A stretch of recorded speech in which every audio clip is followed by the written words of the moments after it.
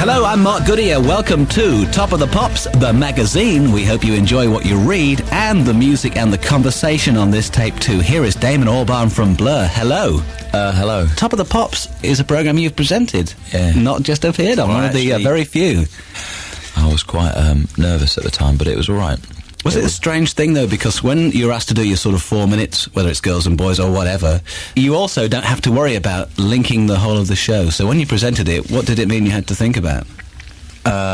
Remembering the lines, really. But I was able to write them. I think I sort of said too many lines, you know, I think, because you have like little 10-second periods in which to sort of do your bit, and the sort of season presenter just says, and now on Top of the Pops, you know, and I was just trying to fill in every single. So, but yeah, I enjoyed it. It was good. Let's just also recap on probably the best year of your career so far, 1994.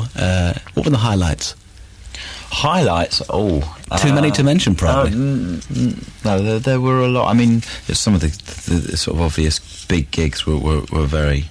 I mean, playing at Glastonbury, on a lovely summer evening as the sun set was quite unbeatable, really. Working with Phil Daniels early on was quite a sort of thrill. Now sick to death of him. Did he become a mate then? Oh, definitely. But yeah, it's one of those things, you know. Part Life has become such a definitely last year it was a real sort of, you know, it became a word as opposed to an album. It was actually a sort of a way of being. So we've had to sort of step out of that life, and but it's good. We've done it, I think, and it's sort of we've changed again. Another change is in process. It's interesting to try and imagine Part Life, the song, without Phil Daniels on it. But of course, you did do it for a session on Radio 1 before. Yeah. Then. No, exactly. It's just one of those things that I mean, I'd really like to use him again because you know, he's one of these people that it's just great company, and but I don't think it will work again. You know. So currently, you're in the studio. Then, are you recording? Yeah. And is that one of those things? I know you're doing this for the Top of the Pops magazine, but do you normally like lock yourselves away and talk to nobody? Does it have to be like that? No, it's quite. I mean, we've always recorded at the same time of year in the same studio with the same producer, the same engineer. We start at 11 and finish at 9 in the evening and go for a drink. It's all very civilised day's work. I know. It's none of this sort of all-night jam sessions. Is the album that you're recording now sounding different from Part Life? It's sort of a bit R&B, actually. I wouldn't have thought I would never have thought that we'd make an R&B album. But there are definite elements of R&B in it. Don't know why, but it's sort of. Is it something you've been listening to? No, it's not a sort of R&B album, but it's definitely more. It's more in that vein. The characters have got more. Have loosened up a bit. They're less chirpy. They're a little more angry. When we're not releasing this album, we can't physically actually release it until sort of August, even though we have it finished in March.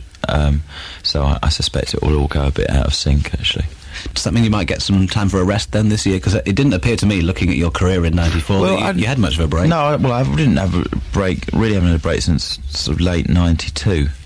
But I think you have to have about a 5-year period when you have to work solidly, you know, because there's always someone around the corner to sort of steal your thunder.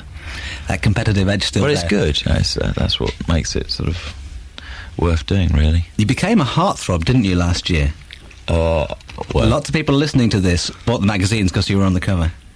Well, I think I was sort of singled out as I don't know what. As a heartthrob. But do you mind that kind of thing? I mean, I don't mind. Fun, I mean, I can't compete with, you know, people like Robbie and Mark and Keanu Reeves, but, you know, I try.